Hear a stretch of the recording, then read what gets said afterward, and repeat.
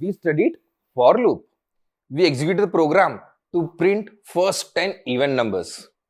This is initialization, then condition, and then increment.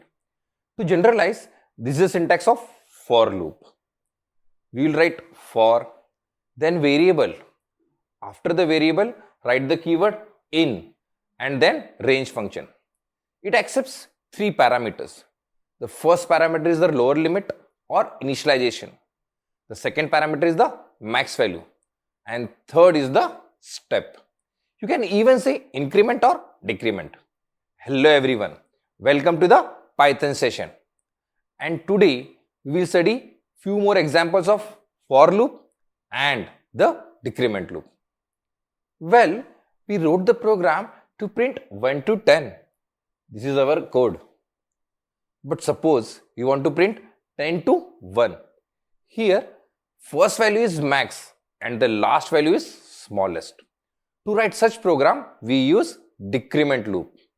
So, write for, variable name, and then in, and then range function. Please focus over here. This is the most important part to write the decrement loop. The first value will be 10 in range function because we are initializing our loop with 10. Then the next parameter will be 0 and the third parameter will be -1. So our loop will start from 10 and then run till the value of n is greater than 0.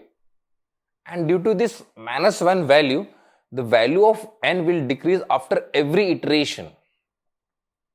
In the for loop's indent, write a print statement like this. Then we will write the else part with a proper message. You can even ignore the else part, it's optional. So let's run the program. Well, we got the perfect output. It would be best if you practice hard to understand the uses of for loop. So now you know how to write an increment loop and decrement loop. And this is our code. You know the importance of initialization, condition and increment. It's time to practice. Please follow this URL and practice all the examples of for loop. Please practice hard and come with many queries. We will be pleased to help you. In the next session, we will execute more examples of for loop. Thanks for watching.